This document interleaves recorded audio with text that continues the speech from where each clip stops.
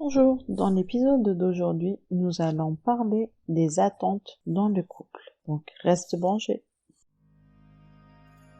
Bienvenue dans Balancing Life, ton coach de vie. Et ma mission est de t'aider à obtenir la vie comblée que tu as toujours souhaité obtenir.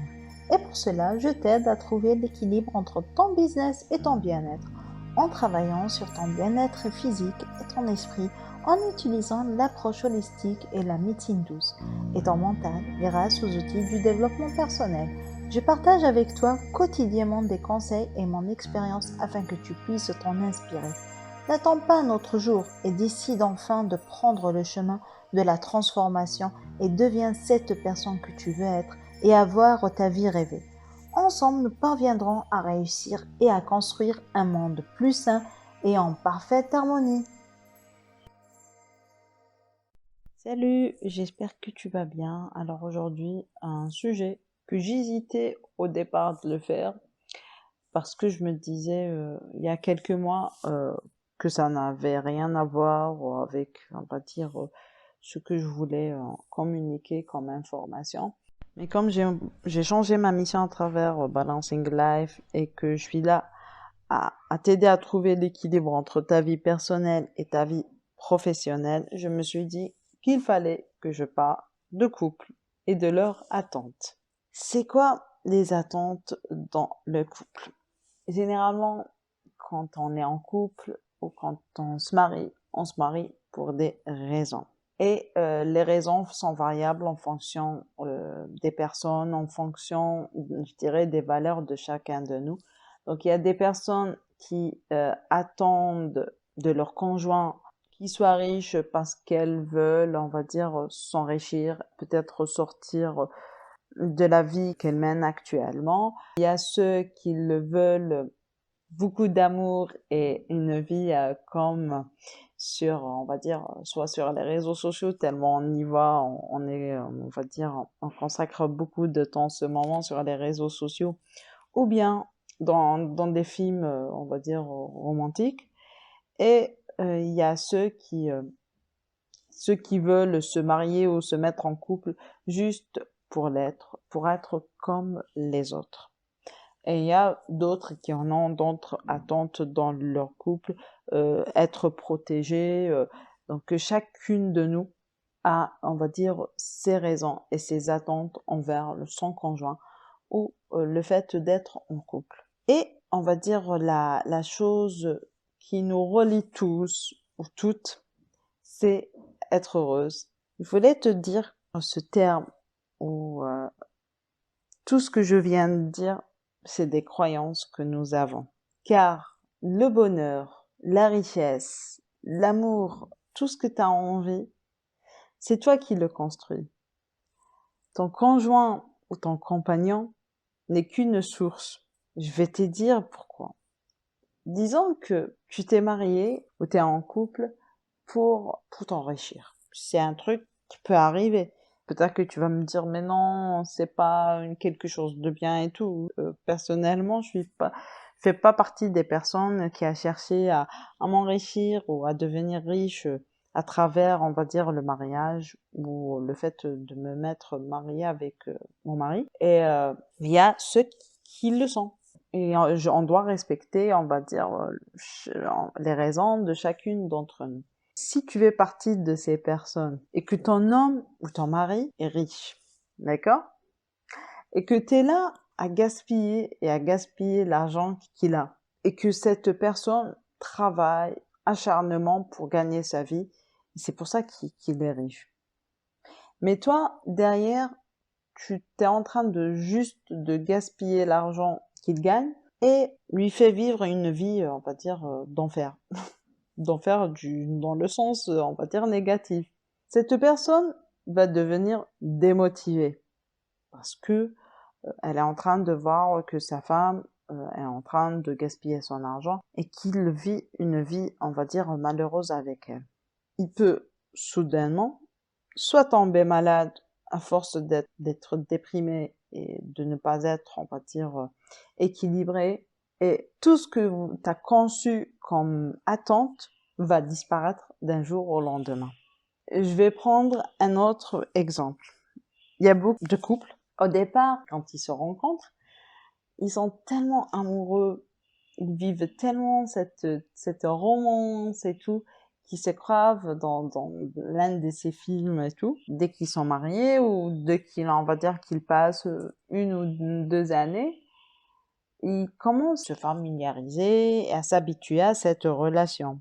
Et là, ce qui arrive, c'est que la personne croit ou pense que leur amour diminue ou qu'ils sont plus amoureux, qu'ils ne sentent plus cet amour envers sa femme ou sa compagne. Et c'est là que généralement commencent les disputes entre les couples et généralement c'est là où ils se séparent.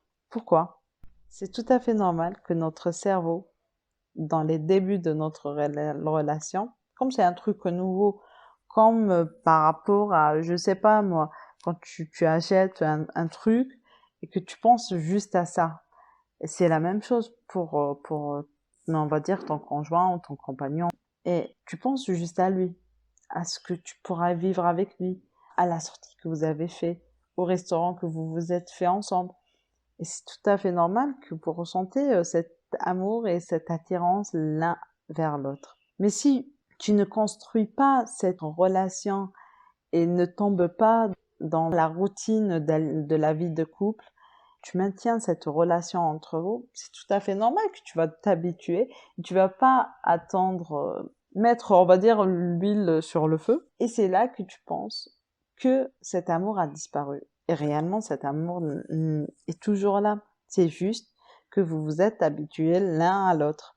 Et c'est pour ça que je te dis que tes attentes dans le couple, c'est toi qui les gères. Et c'est pas la personne qui est avec toi. Pourquoi? Parce que tu peux avoir de l'amour envers ton enfant. Est-ce que ton amour vers ton enfant disparaît un jour? Non. Pourquoi? Parce que cet amour il y a toujours cette relation, il y a toujours de la nouveauté parce que l'enfant grandit et il a toujours du nouveau. Mais, chose qui n'est pas pareille dans un couple. Au départ, oui, on sort et tout, mais à force, avec le temps, ça commence à les routines, surtout après avoir eu des enfants, donc on sort moins et on se voit moins, on parle moins, on communique moins avec son conjoint, et c'est là où commencent, on va dire, les disputes et le fait de dire oui, il a changé ou elle a changé, et en réalité, personne n'a changé. Et c'est juste que vous vous êtes habitués l'un à l'autre et vous êtes tombés dans une routine. Donc, si tu veux être heureuse dans ton couple, n'attends pas que l'autre fasse beaucoup de choses pour toi pour que tu sois heureuse. Fais-toi des actions pour que ton compagnon ou ton conjoint agisse d'une manière pour que vous construisez cet amour, ce bonheur entre vous deux, ou par rapport à tes attentes. Donc si tu veux de la richesse, aide ton mari pour que vous deveniez riche.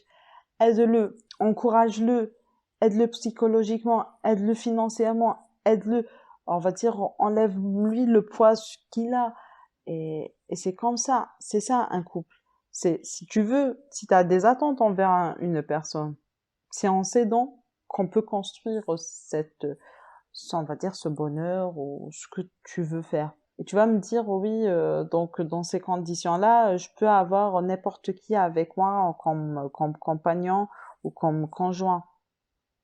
Je te dirais oui et non. Oui, dans le sens où, oui, n'importe qui peut faire ton bonheur. Et non, et je dirais plus non que oui.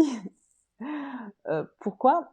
Parce que cette personne doit partager avec toi les mêmes valeurs. Pour moi, euh, pour construire, on va dire, un couple, je dirais pas idéal parce que l'idéal n'existe pas, mais je dirais construire un couple en harmonie, vous devez partager plus ou moins les mêmes valeurs. Si tu as un compagnon qui ne partage pas les mêmes valeurs avec toi, c'est là que tu vas sentir une différence et c'est là que tu vas te dire oui, je voulais faire ça mais il est jamais content. Je voulais faire ci mais il voulait pas. Pourquoi? Parce que vous n'avez pas les mêmes valeurs. Donc moi, mon conseil par rapport à un couple ou au choix de la personne qui va, on va dire, partager ta vie, c'est réellement choisir une personne qui a plus ou moins les mêmes valeurs. Je dis pas toutes les valeurs. Vous n'allez pas faire la liste que j'ai proposée dans un de mes épisodes de podcast, lui dire oui, tu peux faire, tu écoutes ça et tu me fais la liste et on va se le partager et voir si tu as les mêmes valeurs.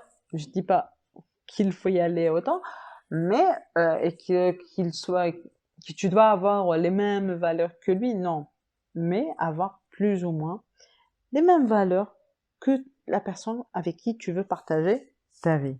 Donc, si tu es en couple, ou tu veux devenir en couple, tu es en train de penser ou tu as, on va dire, une personne en vue, je dirais, sache que cette personne ne va pas t'apporter le bonheur. Mais c'est toi qui l'as construit en travaillant ce bonheur avec cette personne.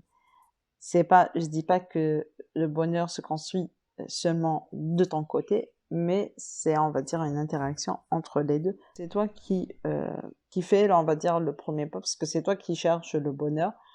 En faisant l'interaction entre vous deux, en travaillant sur ce point-là, que vous pourrez arriver à construire ce que vous voulez. Sur ce, si tu as des questions ou tu veux m'écrire, n'hésite pas à me laisser un commentaire ou m'envoyer un message privé sur mon compte Instagram. Je te dis à la semaine prochaine pour un nouveau podcast. Merci de m'avoir écouté jusqu'au bout. Si tu as aimé l'épisode d'aujourd'hui, laisse-moi un commentaire, cela me fait toujours plaisir de te lire. Et si tu veux contribuer à la construction de ce monde sain et harmonieux et que tu veux aider les autres, il te suffira de partager l'épisode à ceux qui en auront besoin. N'hésite pas à t'abonner ici et sur mon compte Instagram ou Facebook car je partage quotidiennement des informations qui peuvent t'aider.